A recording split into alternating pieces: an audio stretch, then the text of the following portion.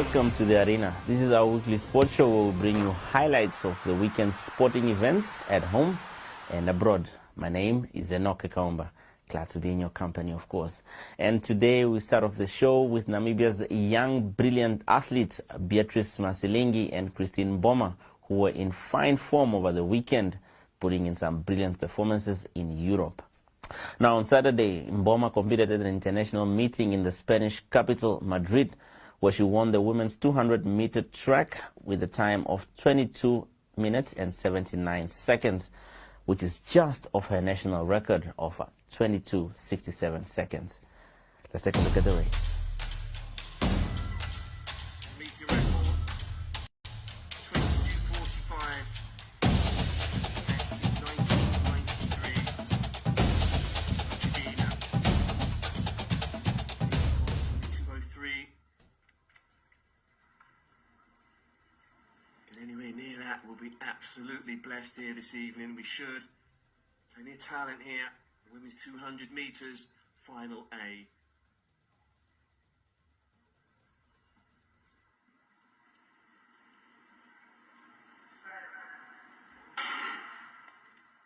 So all the lanes occupied here for our first final. Excellent start made here by Mboma. Best 2A as well. Really has attacked that bend brilliantly. Plenty of aggression showed here going into the final 80 meters or so. But look how tight it is coming through in lane 2. Suarez of Ecuador as well has just been knocked off her perch here. Mboma as well from lane 4.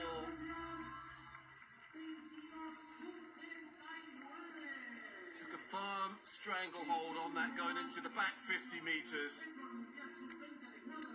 22:79 there for Mboma. Just off her season's best. Looked hot on to do it going into that back 50, but Christine Mboma, slightly unorthodox running style that she has, but it's effective.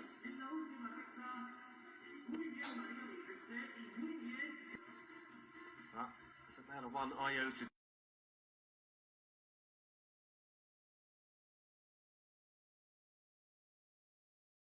Does it? She's won, and that's all that counts.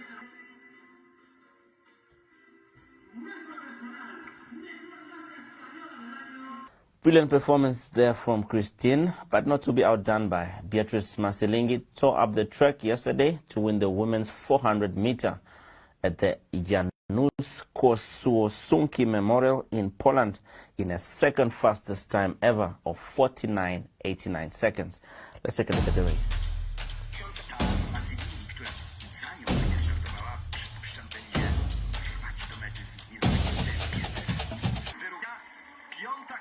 Lined up in Europe. It was Cosafa tournament, however. I think Group C, without an iota of doubt, is easily the group of death. What an opportunity to go play the 22nd best ranked team in the world.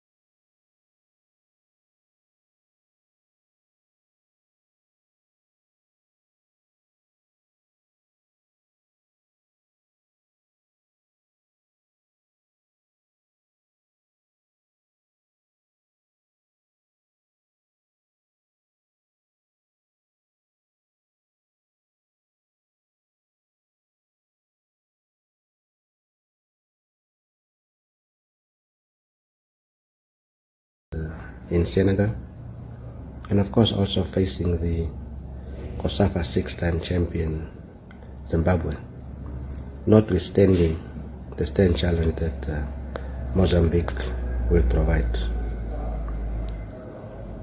With football being halted, or rather with contact sports being halted in our country, this tournament provides an element of hope to our footballers.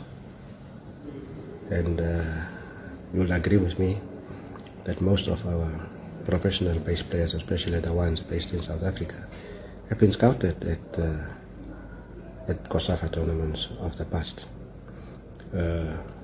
So as an FA, it is important for us to keep on creating these platforms, an opportunity for our players to go do what they love, and give them an opportunity to be scouted, for them to sign professional contracts and improve their way of life.